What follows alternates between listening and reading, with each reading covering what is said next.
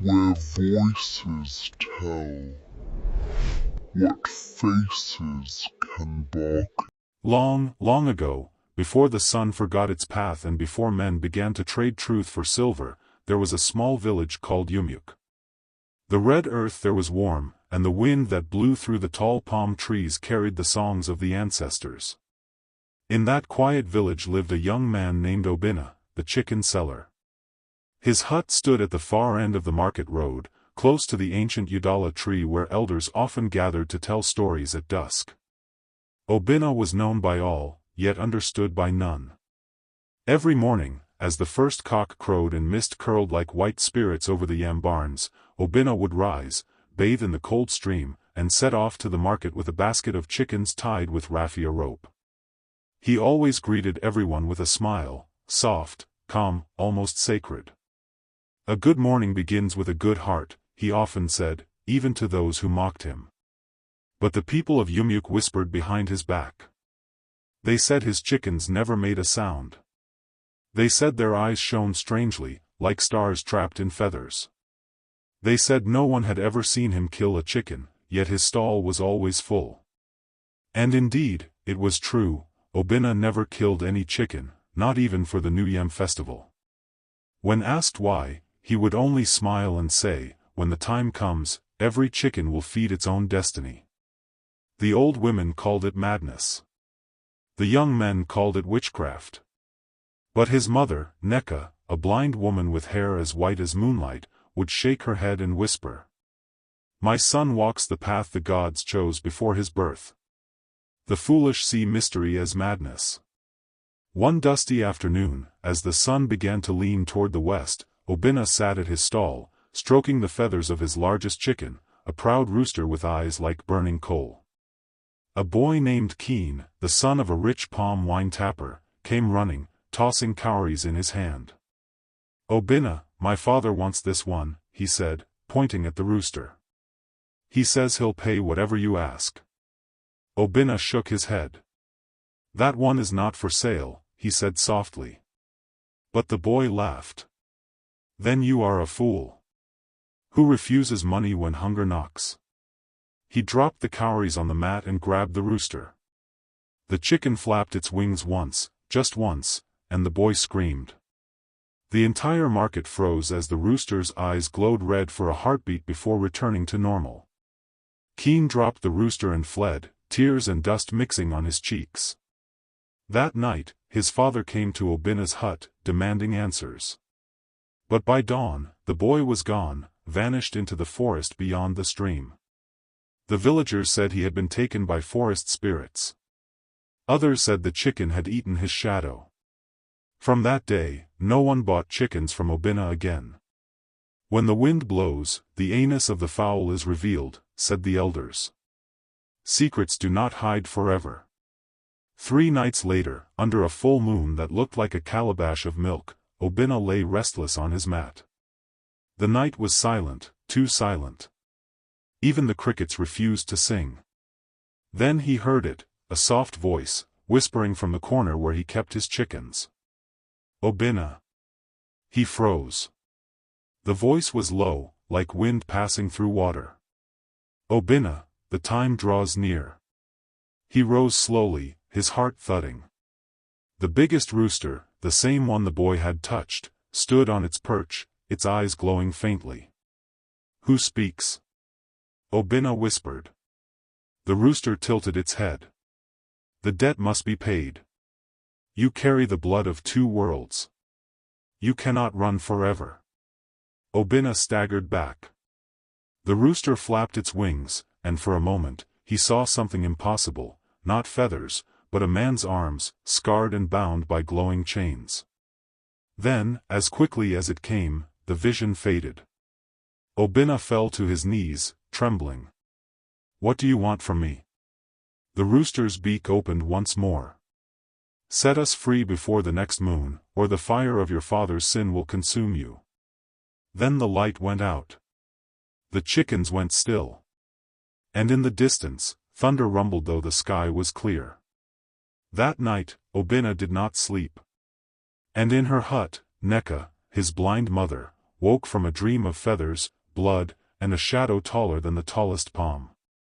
She whispered to herself, "The wind that forgets its home will return with a storm." The next morning, Umueke village awoke with tongues sharper than blades. Every woman in the market, from the palm oil sellers to the pepper grinders, carried one story on her lips: Obinna and his talking chicken. It spread like harmattan fire across dry grass. One woman swore she heard the chicken speak her name, another claimed she saw it vanish and reappear behind Obinna's stall. And though the sun shone bright, fear walked openly among them. When a lizard falls from the irako tree and nods, it is not greeting you, it is thanking the gods for survival, said an old trader. Let us thank the gods we are not Obinna. Obinna arrived at the market as usual, basket balanced on his head, his mother's prayer beads tied to his wrist. But as soon as he set down his chickens, people began to drift away. Children stared from behind their mother's wrappers. Even the town crier refused to look him in the eye. He tried to greet them with his usual smile, but no one answered. Only Ebel, the young market girl with a laughter as bright as palm wine, approached. She was the daughter of the late hunter, Ojugo, and had always believed in the good in people. "Obinna," she said softly, setting her calabash of akba beside him, "why do you let them speak evil of you?" He smiled faintly. "The mouth was made for talking. If I shut them up, the gods may think I am proud." Ebel sighed. "But they say your chickens are spirits." "And what do you say?" he asked, eyes steady on her. She hesitated, remembering what she saw the other day, one of his chickens, staring at her too long, its eyes glowing under the sun. "I say," she murmured, "that there is something you are not telling us." Obinna's smile faded. He picked a feather from the ground and let it dance in the wind. "Some truths," he said quietly, "can break the earth in half."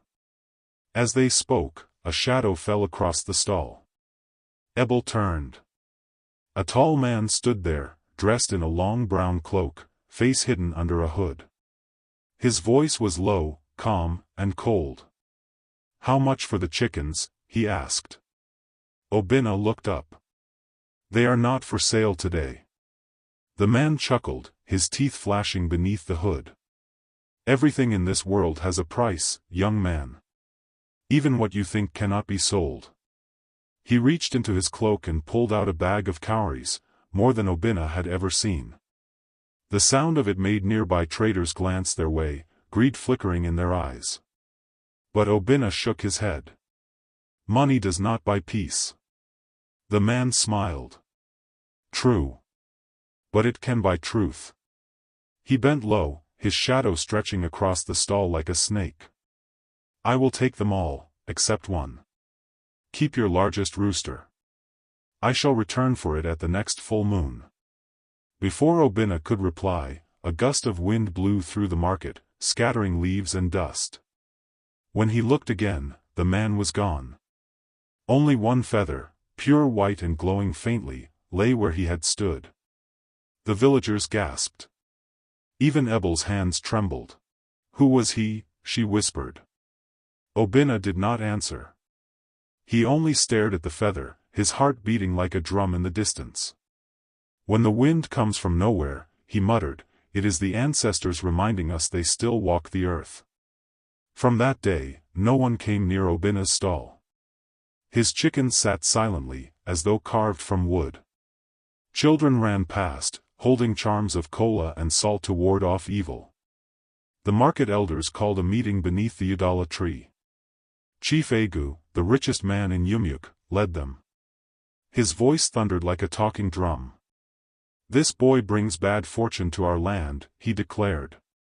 "Since his father died, strange things have followed him. Now even our sons disappear. Are we to wait until our daughters vanish too?" The women shouted in agreement. But old Nwafer, the village priest, raised a hand.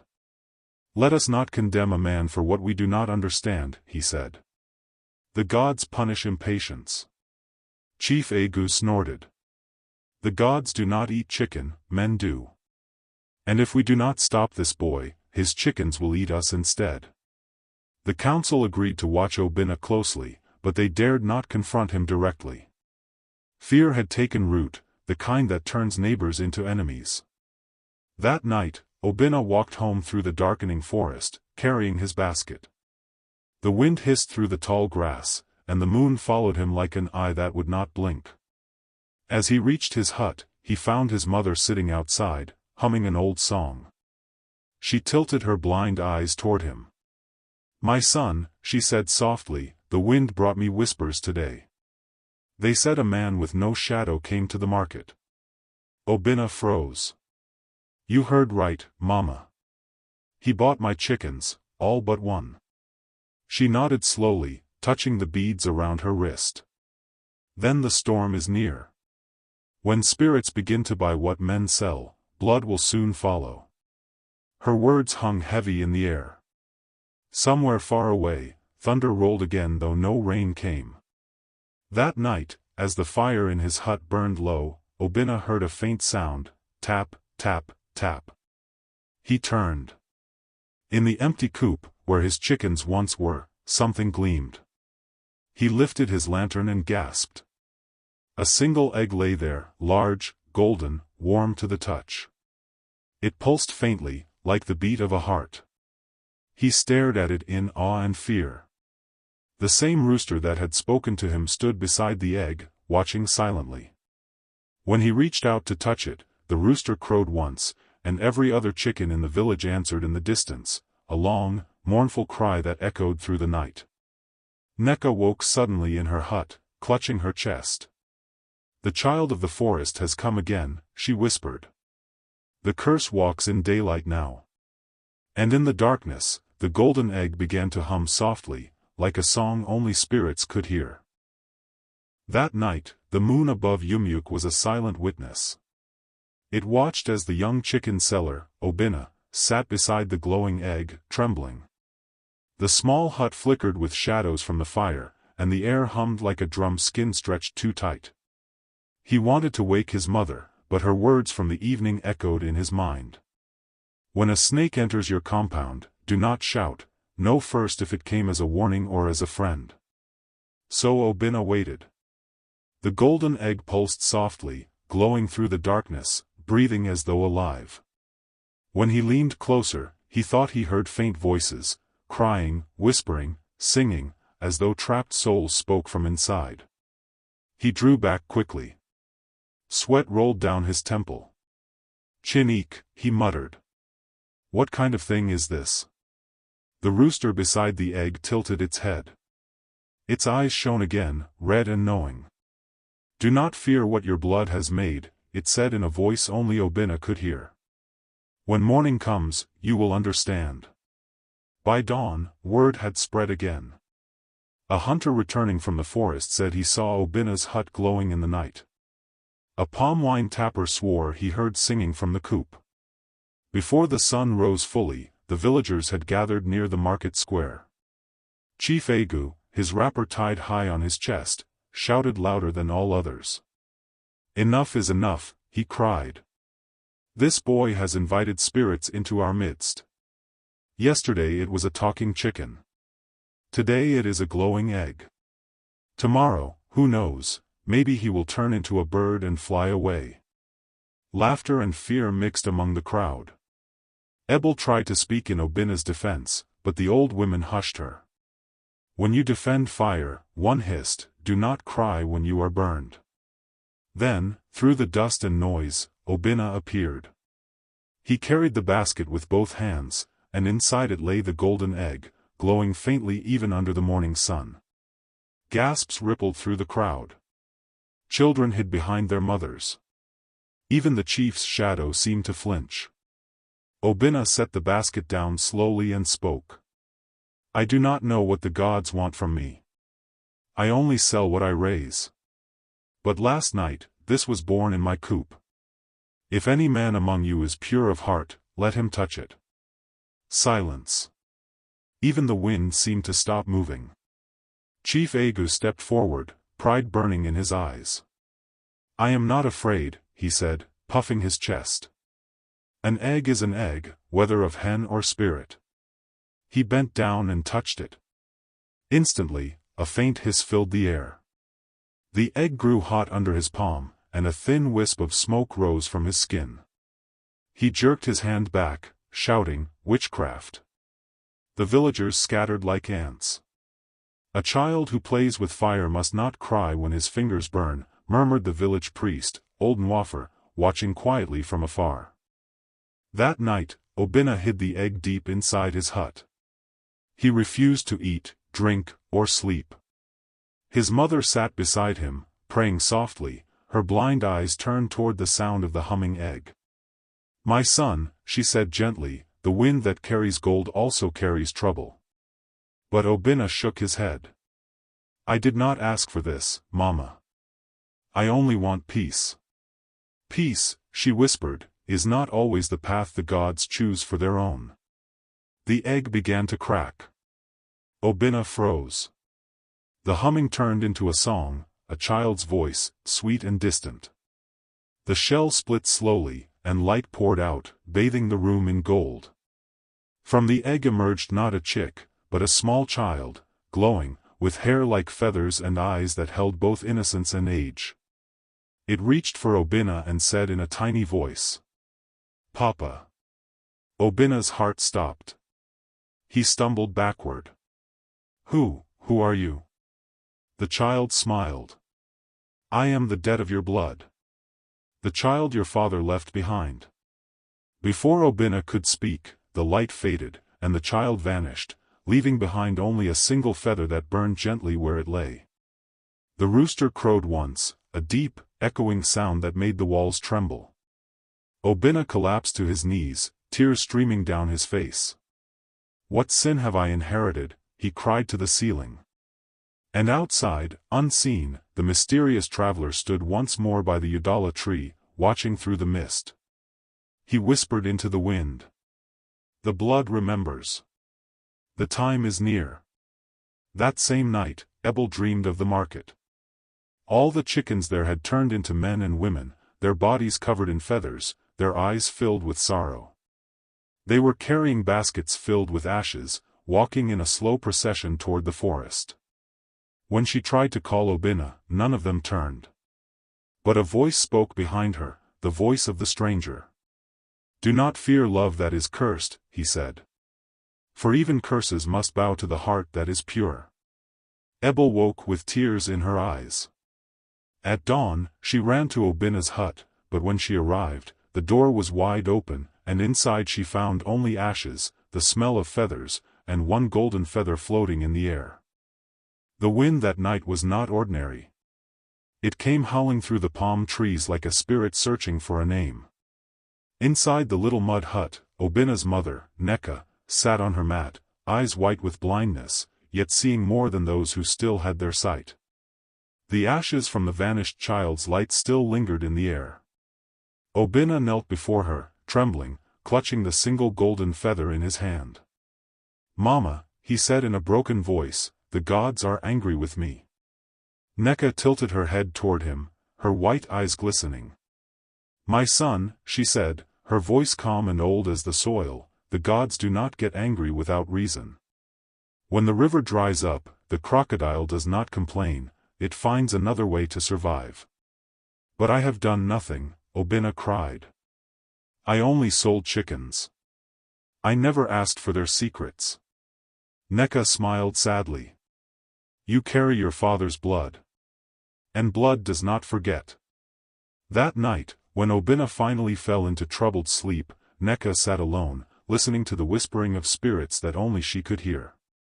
The feather on the floor began to glow again, softly, like a dying fire trying to live. She felt warmth on her hands, and before her blind eyes, images began to appear, visions woven in gold. She saw a younger man, proud and strong, standing before a sacred shrine. He was Obinna's father, Yuzo. In his hands, he held a chicken whose feathers glowed faintly like embers. Behind him, a priest warned. "Do not sell what the gods have claimed. The one who trades their gift will trade his peace." But Yuzo laughed and walked away with the bird. He sold it that same day to a stranger whose eyes glowed red. And from that act, a curse began, one that waited years to find its way back home. Nneka gasped awake, her chest heavy. Sweat ran down her neck. She understood now. The golden egg, the child, the talking rooster, they were all debts of her husband's broken promise. A seed planted in darkness will one day grow into a shadow, she whispered. Before dawn, someone knocked at the door. 3 slow knocks, kpoo, kpoo, kpoo, like a spirit's call. Nneka's skin prickled. "Who is there?" she asked, clutching her walking stick. The door creaked open, and the tall stranger entered, his wrapper dark as midnight. His eyes glowed faintly red beneath his hood. "Peace be upon this house," he said softly. Obinna rose quickly. "You again? Who are you? What do you want from us?" The stranger smiled. "I am only a messenger," he said. "A traveler who walks between the living and the forgotten. I have come for what your blood owes." Nneka's voice trembled. "And what does my blood owe?" "A promise," he said simply. "A chicken that was never meant to be sold. Its spirit still wanders, seeking the one who broke its bond. You, Obinna, must finish what your father began." Obinna frowned. "And if I refuse?" The stranger looked at him, eyes burning like coals. He turned toward the door, his feet making no sound on the earth. As he left, he whispered, "When the moon is full, bring the feather to the old shrine by the river. Or pay the price." The next morning, strange things began to happen. The chickens in the village stopped laying eggs. The air felt heavy, and the ground seemed to hum faintly underfoot. Ebel came running to Obinna's hut, her face pale. "Obinna," she said breathlessly, "the chief's chickens, all of them, turned to ash this morning." He looked up sharply. "Ash?" She nodded. "And last night, my mother heard a rooster crowing from inside the river." Nneka muttered a prayer under her breath. "The curse is waking." That night, Nneka dreamed again. She stood beside the dark river that bordered Umueke. The water was black and smooth like glass. In it, she saw faces, faces of those who had died unjustly, floating beneath the surface, their mouths open as if calling her name. Then she saw the chicken, white, with golden eyes, standing in the middle of the river. It spoke to her in a human voice. "Your husband sold me for wealth, but I was meant for sacrifice. His blood bought comfort, but his soul bought debt. Now his son must return the balance." The river began to rise, roaring with fury. Lightning cracked across the sky. The chicken spread its wings, and the reflection turned into flames. Nneka screamed and woke up, only to find the hut shaking, the walls trembling, and the golden feather glowing again. She called out, "Obinna! The time has come." By the next morning, Obinna stood by the door of the hut, the golden feather tied around his wrist. Ebel stood beside him, tears in her eyes. "You don't have to go," she said softly. "Let the priests handle it." Obinna shook his head. "A man who hides from his shadow will one day be swallowed by it. I must go, Ebel. If I don't, everyone in Umueke will suffer." He looked at his mother. She smiled faintly and said, "When a child washes his hands clean, he may eat with kings. Go, my son, and wash your father's sin from your hands." The forest road to the river was silent. No bird sang, no insect whispered. Even the leaves seemed to hold their breath. Obinna walked barefoot, the golden feather tied to his wrist glowing faintly with each step. The morning mist wrapped around him like an unseen hand guiding, or warning, him. Behind him, his mother's prayers echoed faintly in his memory.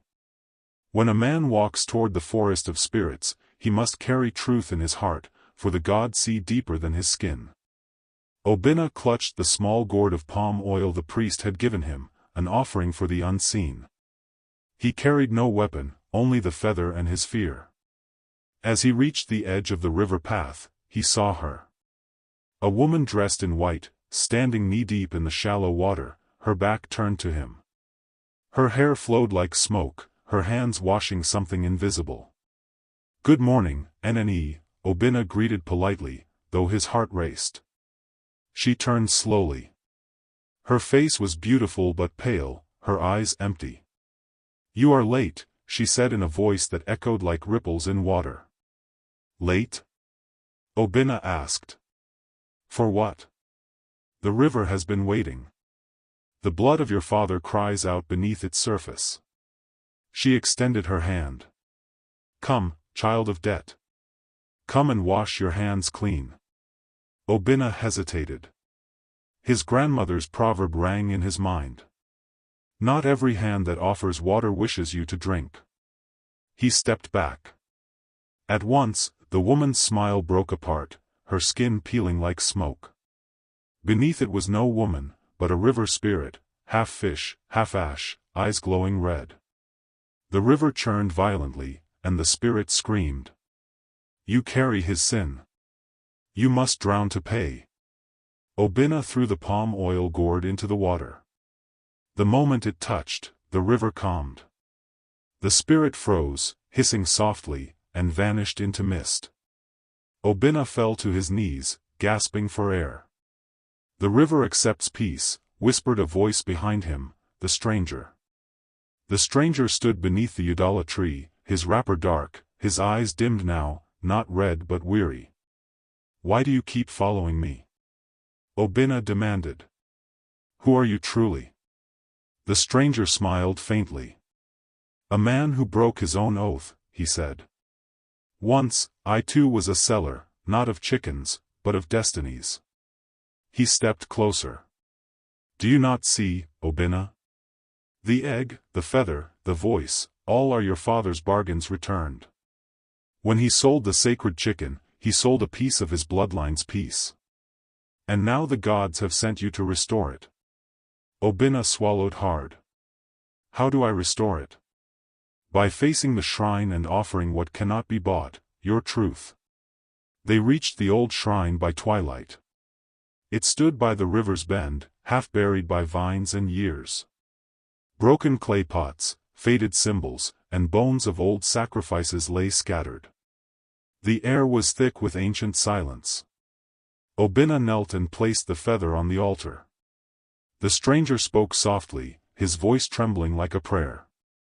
"Say his name, and let your voice become his atonement." "Yuzo, my father," he whispered, "you left behind a shadow. I stand now where you stood. I offer not gold or chickens, but the truth you feared." The river began to glow. The feather lifted by itself, spinning slowly in the air. From the water rose the ghost of Yuzo, proud, sorrowful, dressed in the clothes of the living, yet his eyes hollow with regret. "My son," he said softly, "you walk the path I should have walked. I was blinded by greed. I traded our peace for pride. Forgive me." Tears rolled down Obinna's cheeks. "I forgive you, Papa. But what must I do to end it?" The ghost raised his hand and pointed to the river. "Return what was stolen. Call her name. The name of the chicken spirit." Obinna's heart raced. He remembered his mother's stories, of a sacred chicken that once guarded the shrine, known as Unforgettable, the keeper of balance. He stood, voice trembling, and shouted. Unforgettable. Keeper of balance, child of flame, daughter of the river, return to your place. Thunder cracked. The river rose high, spinning into a spiral of gold and white. The ghost of his father vanished in the light. From the water emerged the glowing chicken spirit, tall now, almost human in shape, feathers like molten gold, eyes filled with sorrow and mercy. It spoke softly. "The debt is paid. The feather will burn, but your name will live." The feather on his wrist burst into flame. Obinna screamed, but it did not hurt, it felt warm, peaceful. The light spread through him, and then, silence. When the light faded, he was alone. The stranger was gone. The river flowed quietly again. Obinna walked home at sunrise, his clothes wet, his eyes bright. When he entered Umueke, the villagers were gathered, pointing and whispering. Their chickens had begun to lay eggs again. The air smelled of rain and new beginnings. Ebel ran to him, tears in her eyes. Obinna, the curse, it's gone. He smiled weakly. No, Ebel. It wasn't a curse. It was a reminder that the living must honor the promises of the dead. His mother heard his voice and smiled from her mat. When a man wrestles his shadow and wins, she whispered, the gods dance in silence. The days after the river cleansing were quiet. The air of Umueke grew lighter, children laughed again, chickens crowed freely, and the market rang with the sound of pestles and gossip. But Obinna could not rest. Though peace had returned, something deep inside him stirred, a question that would not die. Who was the stranger? Every night, he dreamed of a dark figure standing by the Udala tree, whispering words he could not hear. Each time he tried to approach, the tree burst into flames and the stranger vanished into smoke. When a snake sheds its skin, his mother once said, the old skin still remembers its master. And so, on the seventh night, Obinna decided he must find the stranger and demand the truth. The moon was full, round and watching, like the eye of a spirit. Obinna walked toward the same river path, his feet knowing the road better than his heart did. But when he reached the shrine, he found it changed. The vines were gone. The clay pots were new. And on the altar burned a soft flame, golden, calm, and alive. Standing beside it was the stranger.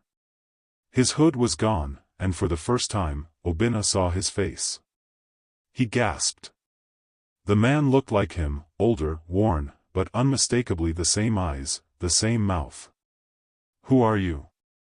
Obinna whispered. What trick is this? The stranger smiled sadly. It is no trick, son of Uzo. You are looking at your blood. Obinna stepped back, shaking his head. You lie. My father had only me. The stranger's voice was calm, deep as thunder before rain. He had two. You and I. He looked toward the river, his eyes distant. I was never born. The gods claimed me the day your father sold the sacred chicken. I became a spirit between worlds, half man, half debt. When I saw you born, I was sent to watch over you, to guide you to what our father failed to complete.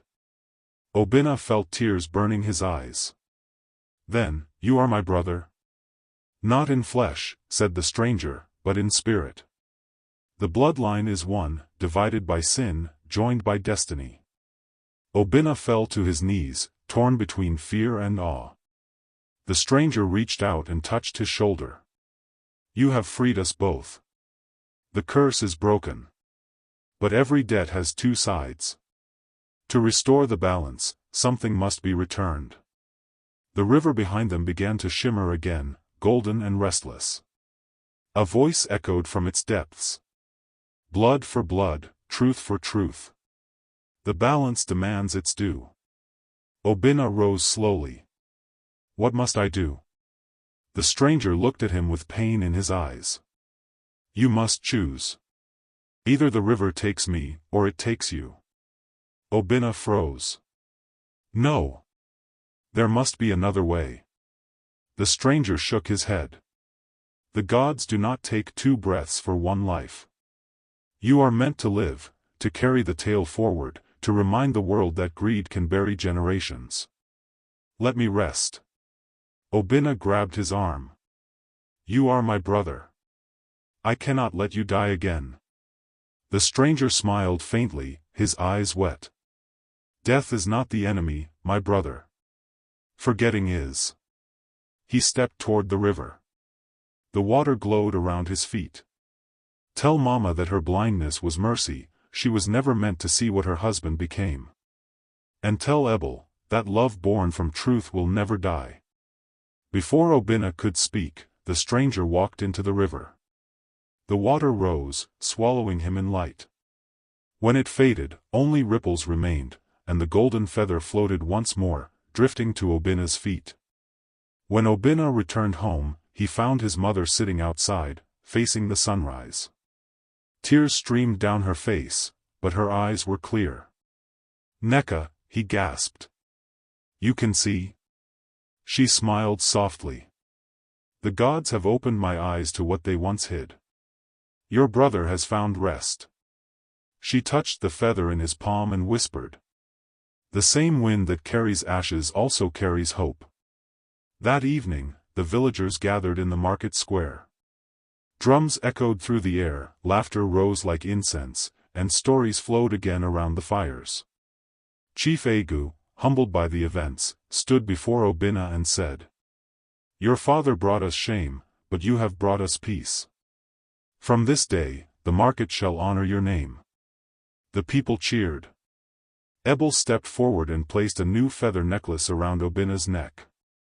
"For courage," she said softly, "and for love that conquers curses." Obina smiled, looking at the full moon above. No man can hide from his shadow forever. But when he faces it, even darkness bows to him. And as the drums beat louder, a soft wind blew through the crowd, warm, familiar, and filled with unseen laughter. The night after the festival, the village of Umueke was drenched in moonlight.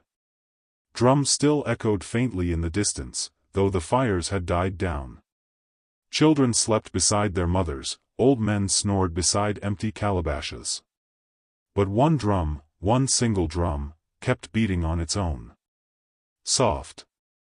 Slow. Steady. Dum, dum, dum. Obina woke suddenly. The sound was coming from outside. He stepped into the night, and there, under the Udala tree, stood the old talking drum of Umueke, a sacred drum that had not sounded for generations. The elders said it only spoke when the spirit world wished to send a message. The air around it shimmered faintly. Obina took a careful step forward. "Who plays you?" he whispered. The drum answered with rhythm. Dum, dum dum, dum.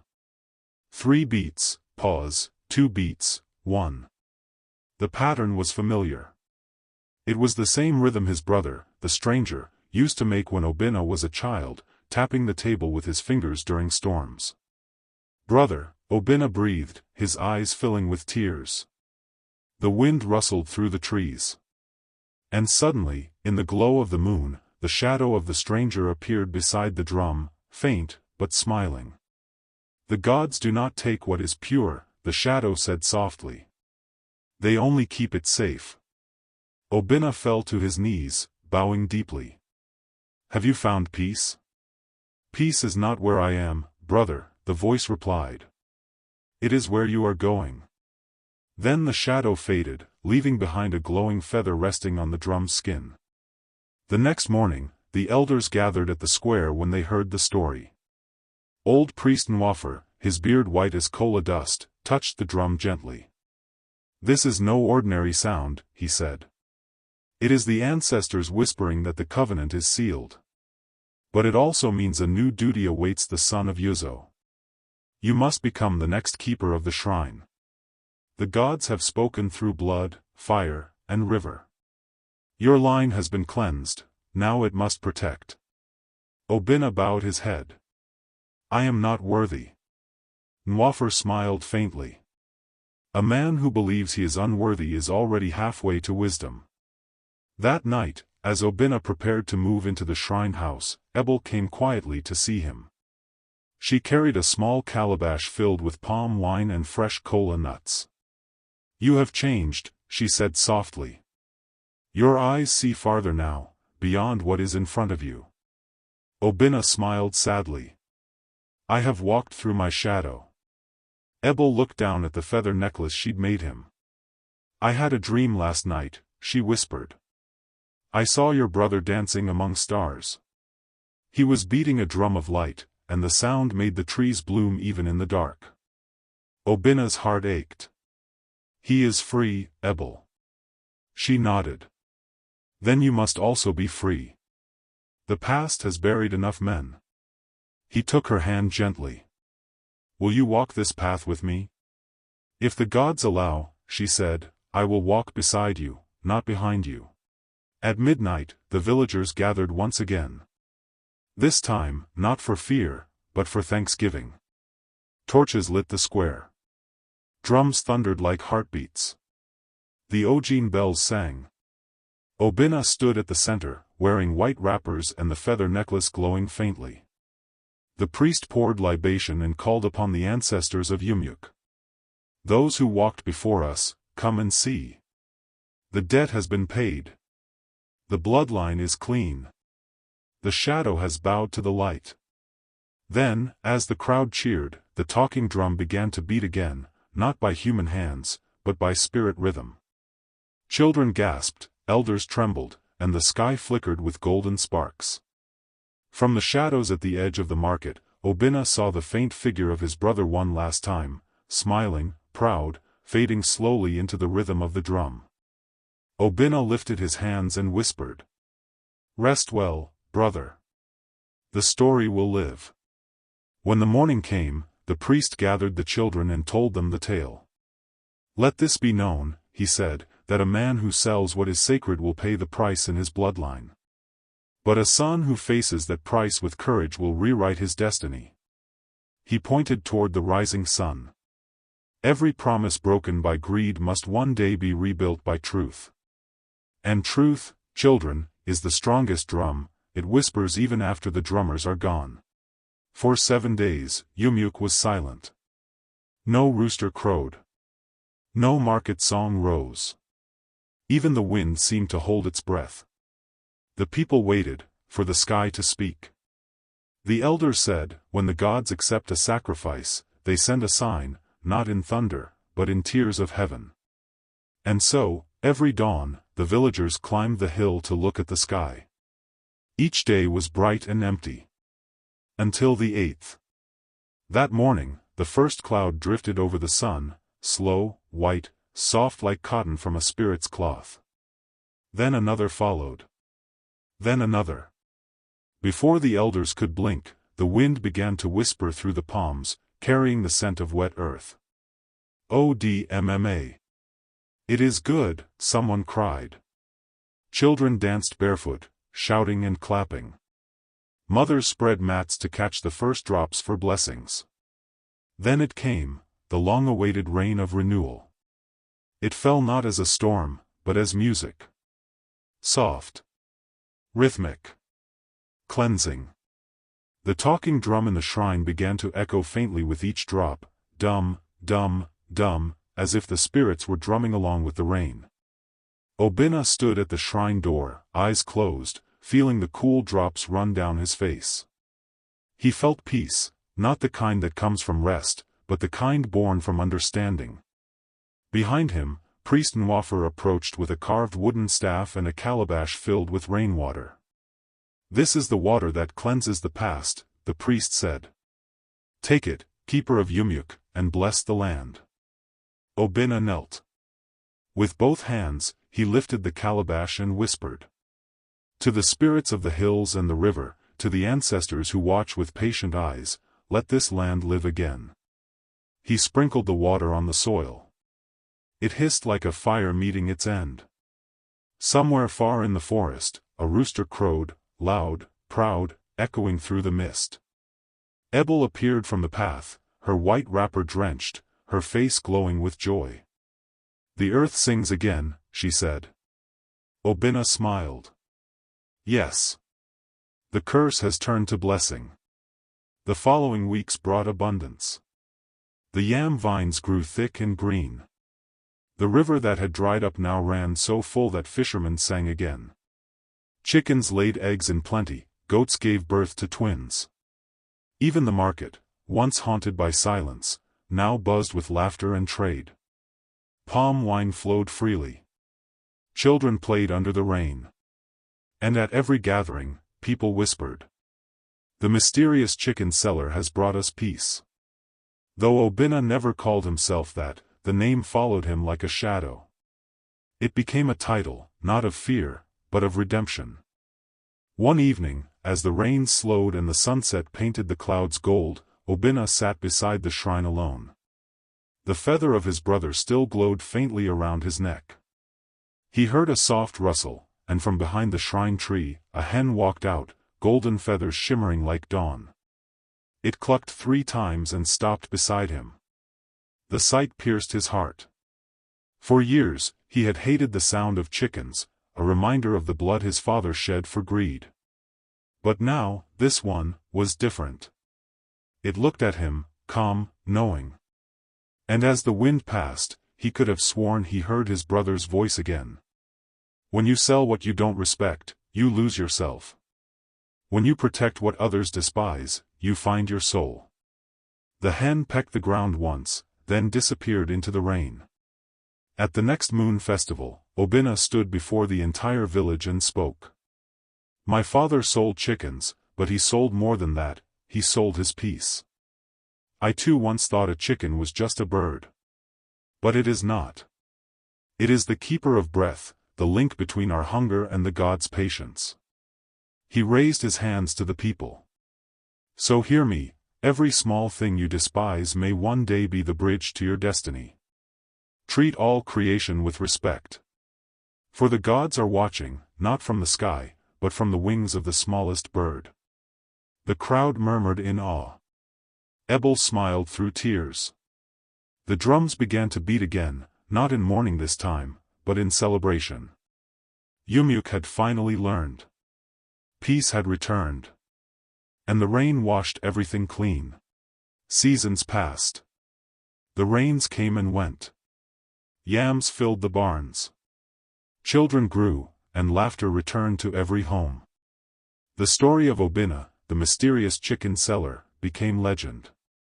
People told it around fires, under the moon, and in distant villages. But like morning dew that disappears with sunlight, memory began to fade. The young ones no longer bowed before the shrine. They passed by the talking drum and called it an old tree's skin. Some began to mock the rituals. Others said the gods were sleeping. Even Obinna noticed it, a growing pride, a whisper of forgetfulness that chilled the heart of the village. One evening, he stood before the shrine and asked aloud, "Ancestors, have we offended you again?" But the wind that once answered was silent. A moon later, a woman came from the neighboring village of Umueke. She was tall, with cowrie beads in her hair and eyes that held the calm of the river before a storm. She carried no basket, no goods, only a single black chicken tied to her wrist. At the market square, she stood silently while others traded and laughed. When Ebel approached her, the woman smiled faintly. "Where is the shrine of Umueke?" she asked. Ebel blinked. "It is near the hill." "But why do you seek it?" "I have come to offer what must be offered before the rain stops again," she said. Her tone was calm, too calm. The market fell silent as if the wind itself was listening. When Obinna heard of her, he went to meet her at the hill. The moment their eyes met, a strange chill ran through him. "Who are you?" he asked.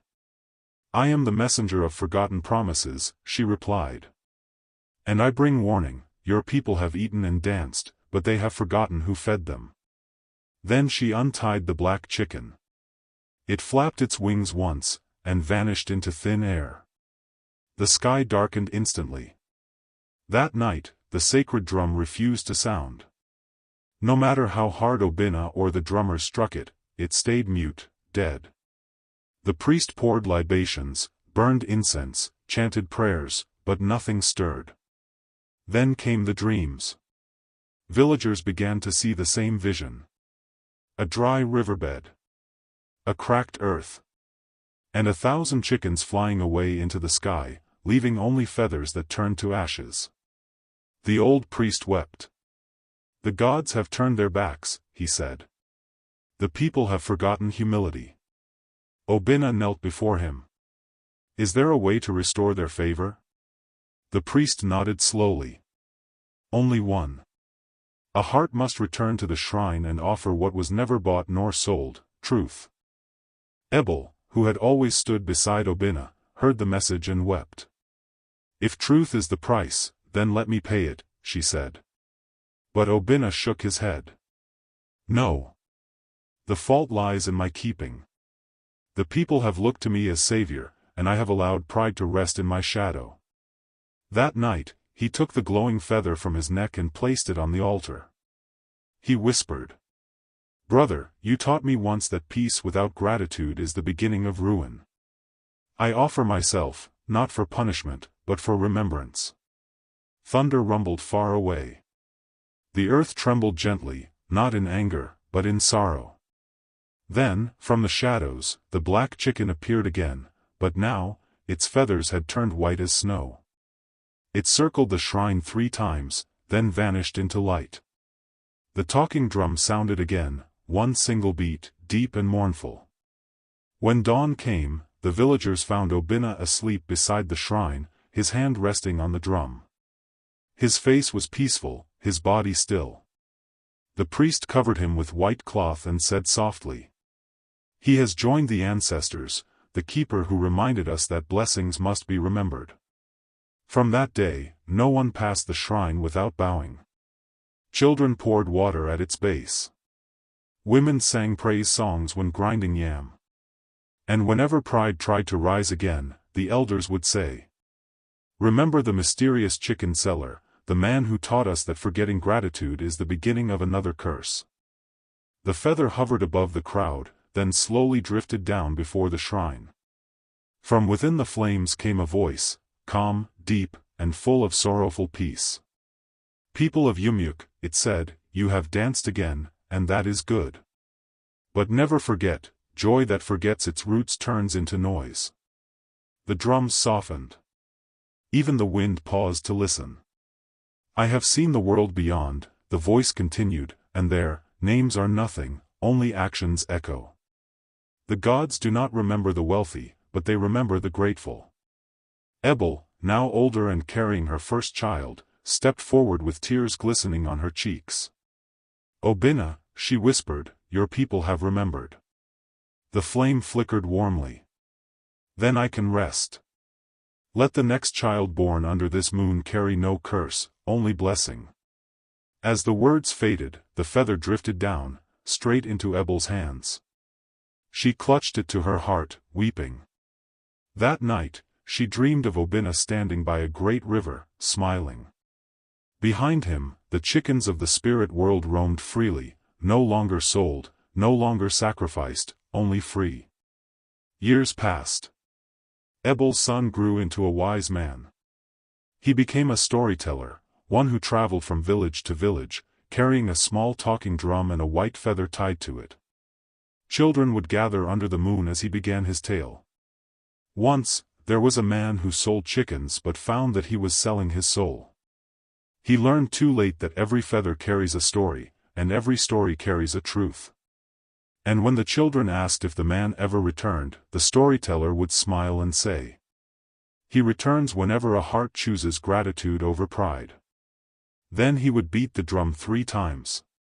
Dum. Dum. Dum. And the wind would whisper softly through the trees. When the elders retold the legend, they ended with this proverb. The chicken seller who saw the gods learned that a blessing ignored becomes a curse repeated. And they would add, "Remember, to thank is to live twice. For a man who forgets gratitude digs the grave of his own peace." From then on, every time rain fell gently on Umueke, the villagers said it was the ancestors' way of blessing the land, and the whisper of the mysterious chicken seller saying, "Do not forget."